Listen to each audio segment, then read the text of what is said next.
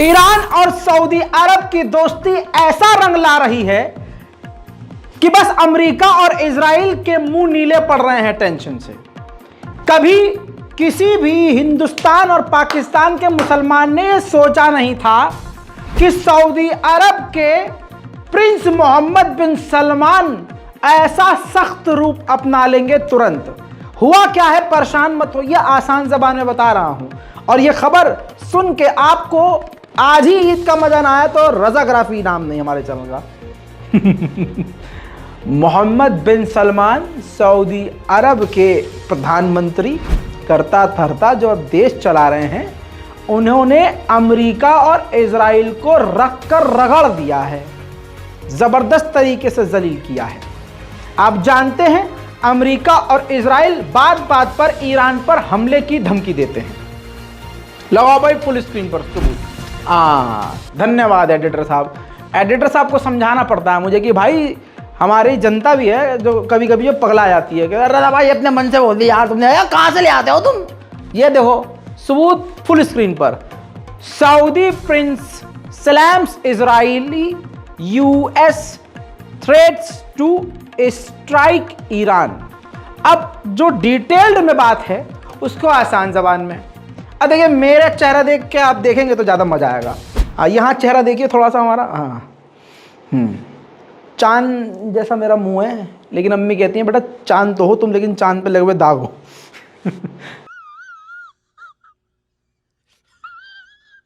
अरे यार तुम सीरियस हो गए, सुनो मेरी बात।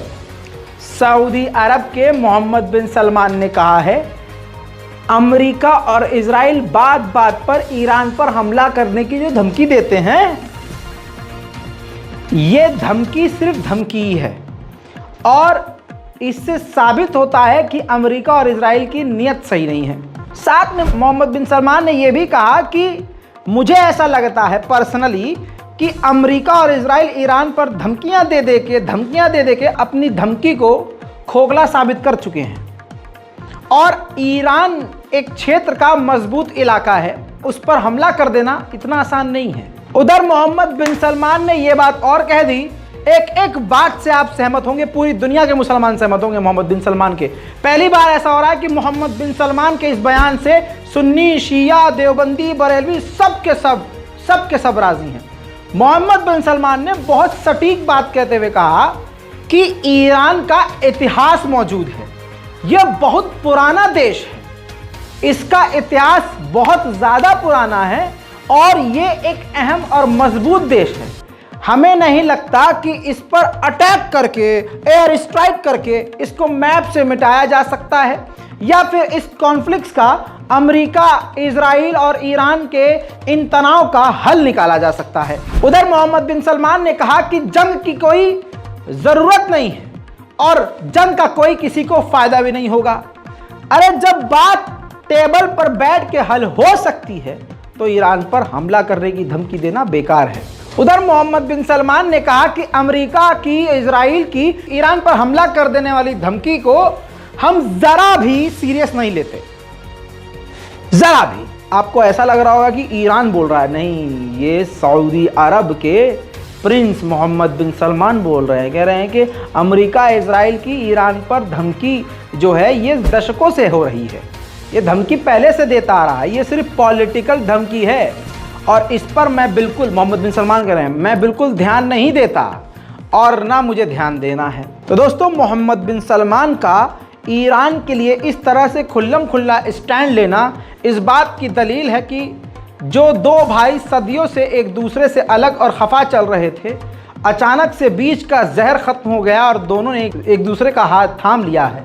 इन दोनों के हाथ थामते ही मुनाफिक तड़पने और फड़फड़ाने लगा है। अमेरिका और इजराइल का इतिहास यह है कि जब ये ससुर के नाती कहीं पिटते हैं तो झूठ बोलते हैं, अरे हम तो पिटे ही नहीं, हमारा कोई सैनिक, हमारा सेना नहीं था वहाँ पर, हमारा कोई सैनिक, पागल, हमारा कोई सैनिक था ही नहीं वहाँ, हमारी वहाँ सबमरीन नहीं थी। ऐसा ही कांड आपको नया बताता हूँ। हुर्मुज़ के इलाके में, ईरानी समुद्री इलाके में अमेरिकी शैतान की एक शैतानी परमाणु पनडुब्बी समुद्र के अंदर के तह से होते हुए ईरान के हुर्मुज़ के इलाके में पहुंच गई। ईरान ने तुरंत डिटेक्ट कर ली और फायर शॉट किया। कई सारे वार्निंग शॉट ईरान की नेवी ने दागे और उस सबमरीन को, अमेरिकी सबमरीन को समुद्र के तह पर ले गया है ऊपर, और फिर कई वार्निंग शॉट दिए और चारों तरफ से उसको चल चल हाँ मतलब दुबदरा दिया, घेर लिया उसको और उसको वापस भेजने के लिए मजबूर कर दिया अपने इलाके में, और वो वापस चली गई।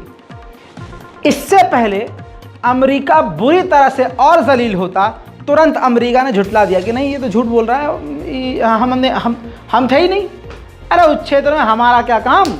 लेकिन दोस्तों कई मीडिया में ये बात आ चुकी है कि IRGC ने अमेरिका की पूंछ पकड़कर घुमा कर फेंक दिया वापस। कमाल ये है रज़ाग्राफी देखने वालों का कि रज़ाग्राफी आपको सबूत दिखा देता है, एकदम रगड़ देते हैं हम। ये देखिए ईरान ने सबूत जारी कर दिया। ये देखिए देर रात को ईरानी समुद्री इलाके में, हॉर्मुज के इलाके में ईरानियन नेवी ने कई फायर शॉट दागकर अमेरिका की नेवी को पानी के तट से निकालकर बाहर लाए और धकेल कर पीछे कर दिया। अमेरिका ने ठुकराया तो आपके सामने ये सबूत ईरान की तरफ से जारी कर दिया गया है। इसके अलावा सऊदी अरब और दूसरे ममालिक देशों को अच्छे से पता चल चुका है कि अमेरिका इजराइल मिलकर भी ईरान पर हमला करने का एक साथ प्लान नहीं कर सकते और ईरान के पास बहुत ताकत है। इसी वजह से अब तमाम देशों के सुर ईरान के सामने बदल चुके हैं और सबको समझ में आ गया है कि ईरान का साथ बहुत ज़रूरी है। अब ईरान कितना मजबूत हो गया है इसकी एक और झलक कल IRGC ने दिखा दी है। बता दूं ईरान की गवर्नमेंट ने, सिक्योरिटी एजेंसीज ने नए ड्रोन्स बनाकर 200 नए स्ट्रैटेजिक ड्रोन ईरान के मिलिट्री को सौंप दिए हैं। ये उसका ऑफिशियल वीडियो है जिसमें आप देखेंगे नए तरह के स्ट्रैटेजिक खतरनाक ड्रोन हैं और ये छोटे मोटे रेंज के नहीं कि 15 किलोमीटर, 10 किलोमीटर, 20 नहीं, लॉन्ग रेंज के ड्रोन हैं जो खुद ईरान ने बनाए हैं। इसमें कोई पार्ट बाहर का नहीं है, सब का सब इन्होंने खुद बनाया है। A to Z इसके अंदर हार्डवेयर ईरान ने खुद डेवलप करके बनाया है। ईरान के ये ड्रोन पहले ही यूक्रेन के खिलाफ ज़बरदस्त काम कर रहे हैं। अब ये जो ड्रोन आप देख रहे हैं, इन तमाम ड्रोन की खासियत ये है, ध्यान से सुन लीजिए बात को, इलेक्ट्रॉनिक वॉरफेयर सिस्टम भी है इस पर और मिसाइल भी इससे लॉन्च की जा सकती है। और ये जो है ख़तरनाक हमले करने के लिए, हवा से ज़मीन पर मार करने के लिए, यानी हर तरह से इन ड्रोन का इस्तेमाल किया जा सकता है। वहीं दोस्तों आर्मीनिया, ईरान और भारत की आर्मीनिया में ही मीटिंग हुई है गैस पाइपलाइन को लेकर। आर्मीनिया से गैस पाइपलाइन होते हुए ईरान पहुंचेगी वो पाइपलाइन और पाइपलाइन वही ईरान वाली पाइपलाइन आगे बढ़ते हुए भारत आएगी। इस डील पर यह चर्चा हुई है और गहरी डील हुई है तीनों देशों के अंदर। भले ही दूसरी तरफ भारत में हिंदू समाज के लोग लगातार मुसलमानों का बाइकॉट करने की बातें कर रहे हैं और मोदी सरकार मुसलमानों के खिलाफ हिंसक बयान और भड़काऊ काम कर रही है, लगातार मुसलमानों पर हमले हो रहे हैं और मोदी और योगी जी खामोश हैं। सरकारी जुल्म और सितम मुसलमानों पर बढ़ रहा है और मुसलमानों का बाइकॉट करने की बात भारतीय जनता पार्टी के द्वारा करी जा रही है।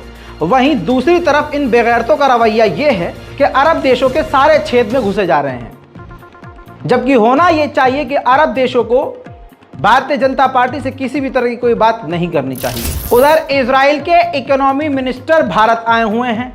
यहां भी आकर वो ईरान का दर्द, ईरान इजराइल के गले में फंसी हुई हड्डी की तरह है, न वो निगल पा रहा है न उगल पा रहा है। जहां भी ये ससुर के नाते कुकुरमुत्ते जाते हैं, ईरान ईरान ईरान गाते हैं। यही ईरान की पावर है।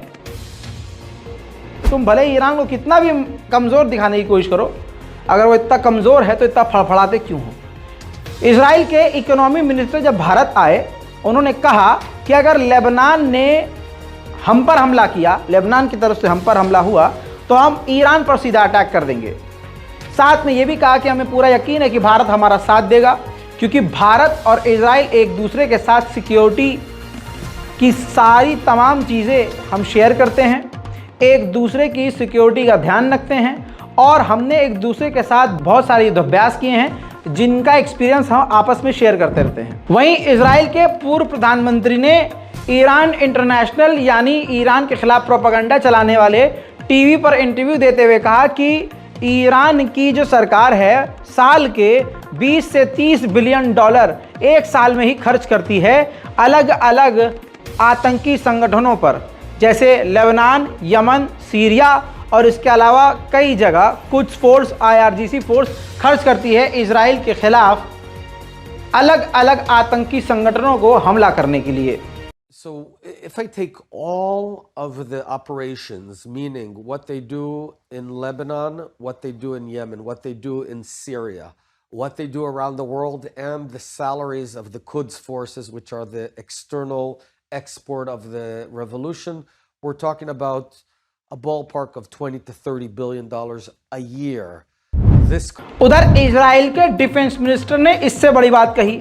इजराइल के डिफेंस मिनिस्टर ने कहा कि हिजबुल्लाह को 700 मिलियन डॉलर ईरान सालाना देता है और 100 मिलियन डॉलर गाजा में रहने वाले फिलिस्तीन समर्थकों के लिए।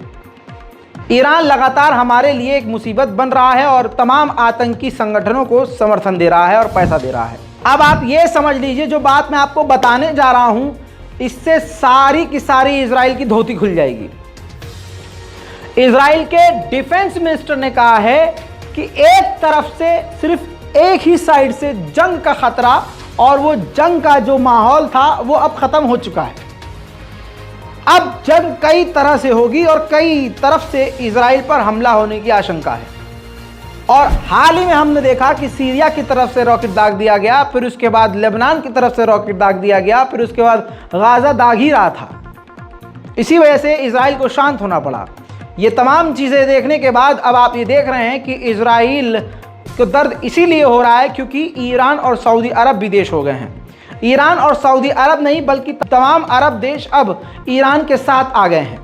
ऐसे में अब इजराइल के डिफेंस मिनिस्टर कह रहे हैं कि अब जब भी कॉन्फ्लिक्ट होगा चारों तरफ से हम पर हमला होगा। मैं आपको बता चुका हूं कि तुर्कमेनिस्तान की जो राजधानी है वो राजधानी 17 किलोमीटर ही दूर है सिर्फ ईरान के बॉर्डर से, और उसी तुर्कमेनिस्तान में सिर्फ 17 किलोमीटर दूर ईरान की सरजमीन से तुर्कमेनिस्तान में इजराइल ने अपनी एम्बेसी को खोल लिया है। देखिए,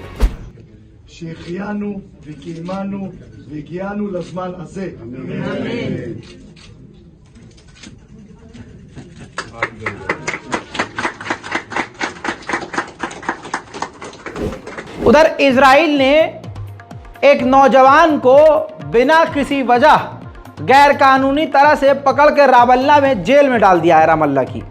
वहीं रामल्ला में ही उनके परिवार और उनके समर्थक सड़क पर आके प्रदर्शन कर रहे हैं। नई बात यह है कि वो 75 दिन से भूख हड़ताल पर है।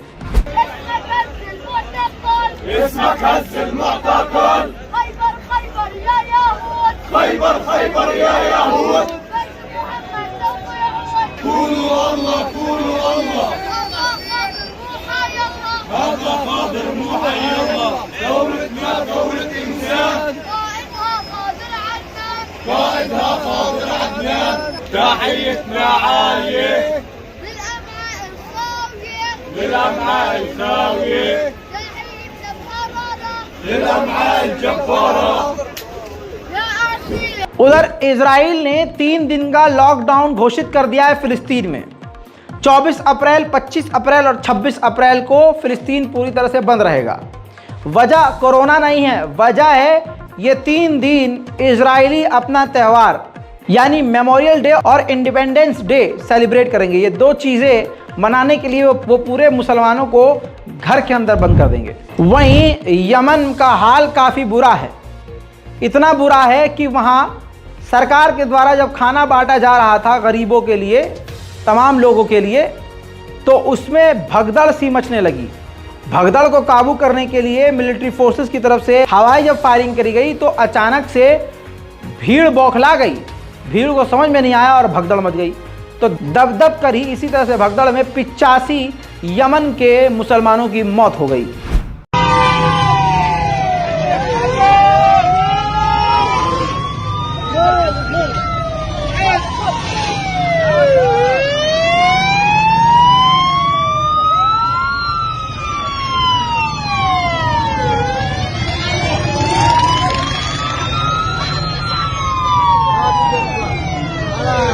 ماتوا خيرات والله سبب عيش. उधर ईरान ने एक लड़की को गिरफ्तार किया है जो कि दूसरे विदेशी मीडिया को वीडियो और तस्वीरें उन जगह की भेज रही थी जहां लड़कियां जहर की वजह से बीमार और परेशान हो रही थी। ईरान के खिलाफ प्रोपेगेंडा चलाने वालों के लिए ये एक बड़ा ऑपरेशन ईरान ने शुरू किया है। मिडिल ईस्ट की इस स्पेशल रिपोर्ट पर अपनी राय कमेंट में देना मत भूलिए। रिपोर्ट को शेयर कीजिए, चैनल को सब्सक्राइब कीजिए। जय हिंद।